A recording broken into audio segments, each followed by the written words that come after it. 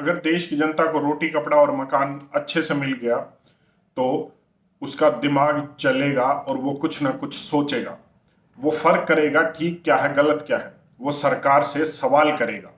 और सरकार से सवाल करना पूरी दुनिया में कोई भी सरकार हो उसके किसी भी नेता को पसंद नहीं है कि उसकी जनता उसकी पब्लिक उससे सवाल करे। क्योंकि अगर सवाल करेगी तो वो पकड़ा जाएगा, उसका झूठ उसकी भ्रष्टाचारी पकड़ी जाएगी। पहले सर्वाइवल ऑफ द फिटेस्ट होता था। जो शरीर से मजबूत है वो सरवाइव करेगा, जिंदा रहेगा, क्योंकि एक दूसरे को मारते रहते थे जंगल राज की तरह। कैसे आप इसको देख सकते हैं। अब सर्वाइवल ऑफ द रिचेस्ट है। जिसकी जेब में पैसा होगा, जिसके बैंक अकाउंट फुल होगा, वो जिंदा रहेगा। ऐसा मैं नहीं कह रहा हूं, ऐसा रिपोर्ट्स कह रही हैं। ऑक्सफैम इंटरनेशनल की रिपोर्ट कह रही है। 2012 से 2021 के बीच में जितना भी पैसा हमारे देश में सर्कुलेट हुआ है वो ऊपर के 1% लोगों के पास गया है। हमारे देश के ऊपर के 5% अमीर लोगों के पास पूरे देश का 60% पैसा है। यही नहीं, अगर हम सबसे अमीर 100 लोगों की लिस्ट बना दे भारत में तो उन 100 लोगों के पास जो नेट वर्थ है वो 54 लाख करोड़ से ज्यादा की है, जो हमारे देश को 1.5 साल तक चला सकती है। हैरान कर देने वाले आंकड़े हैं और ये छोटे आंकड़े नहीं हैं। आपको जानकर हैरानी होगी कि 2022 में हमारी सरकार ने सुप्रीम कोर्ट में जानकारी दी थी कि 5 साल से कम की जितनी भी मौतें होती हैं उनमें 65% मौतें 5 साल से कम बच्चों की सिर्फ भूख के कारण होती है। एक रिपोर्ट के अनुसार भारत में बिलियनियर्स की संख्या 2020 में 102 थी। 2022 में ये बढ़कर 166 के पार चली गई है। आपको ध्यान देना होगा कि मैं इन 2 साल की बात इसलिए कर रहा हूं, 2020 से 2022 की, कि इसी दौरान आपकी नौकरियां गई थी, आपके काम धंधे बंद पड़ गए थे, आपकी नौकरियों से वर्क फ्रॉम होम के लिए आपको बोल दिया गया था, आपकी सैलरीज काटी गई थी, आपके काम धंधे को बंद कर दिया गया था और आपको घर पर बैठने के लिए बोला गया था।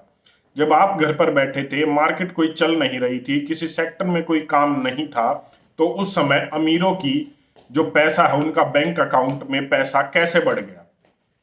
ये 2020-2022 की बात मैं कर रहा हूं और आपको थोड़ा सोचना चाहिए। भारत में निचले मतलब गरीब लोगों के पास, जो 50% गरीब लोग हैं, 50% जनता है, उनके पास सिर्फ पूरे देश का 3% पैसा है। क्या आपको ये आंकड़े कुछ हैरान कर देने वाले नहीं लगते? क्या आपको नहीं लगता कि सेंट्रलाइजेशन ऑफ मनी हो रहा है? क्या आपको नहीं लगता कि कुछ भी गलत नहीं हो रहा? और अगर आपको ऐसा नहीं लगता है तो आपको सोचना चाहिए, सही मायने में सोचना चाहिए, क्योंकि यह आपको प्रभावित कर रहा है।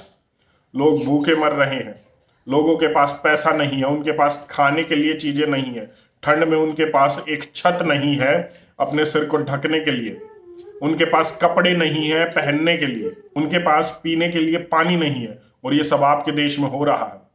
बड़े बड़े मॉल्स होना, अच्छी ऊंची बिल्डिंगें होना विकास नहीं होता। कभी उन बिल्डिंगों से बाहर झांक कर देखिए। कभी दिल्ली, मुंबई, चेन्नई, कलकत्ता जैसे शहरों से 50-100 किलोमीटर दूर निकल कर देखिए कि आजादी के 75 साल के बाद भी आपका देश कहाँ है, सही मायने में कहाँ है। बीते सालों के बाद ये लगातार जो इनइक्वालिटी है, जो अमीरी गरीबी है, वो बढ़ रही है। इसका ये फासला है, ये बढ़ रहा है। अमीर और अमीर हो रहा है, गरीब और गरीब हो रहा है। पॉलिसीज इस तरीके से बनाई जाती हैं, कोई भी योजना हो वो गरीब के लिए लाई जाती है, लेकिन उससे जेबें भरी जाती है अमीरों की। और ये कड़वा सच है, चाहे हमारा देश हो या फिर कोई और देश हो दुनिया का। अमीर लगातार अमीर हो रहा है, इनइक्वालिटी बढ़ती जा रही है और सही मायने में लोगों के बीच में रोष भी बढ़ता जा रहा है। आपको एक बार ऑक्सफैम इंटरनेशनल की रिपोर्ट जरूर पढ़नी चाहिए।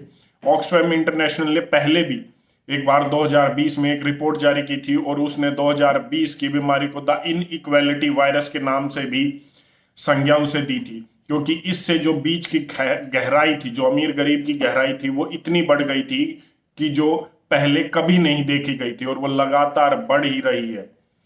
पॉलिसी रिफॉर्म्स जब तक नहीं होंगे हालात बद से बदतर हो जाएंगे। आप देख ही रहे हैं आज पाकिस्तान में क्या हाल है, सीरिया सूडान में क्या हाल है। लगातार लोग आटे के लिए भी भीख मांग रहे हैं। इतनी महंगाई हो गई है, वो 2 वक्त की रोटी भी खुद को और अपने परिवार को नहीं खिला पा रहे हैं। और अगर आप ये सोचते हैं कि आपके देश में सब कुछ ठीक है तो एक बार महंगाई पर नजर डालकर देख लीजिए। और अगर आप तब भी आपको ये लगता है कि सब कुछ ठीक चल रहा है, तो मुझे लगता है कि आपको अपने बेड में मुंह ढककर सो जाना चाहिए। इससे ज्यादा मैं कुछ नहीं कह सकता। धन्यवाद। जय हिंद।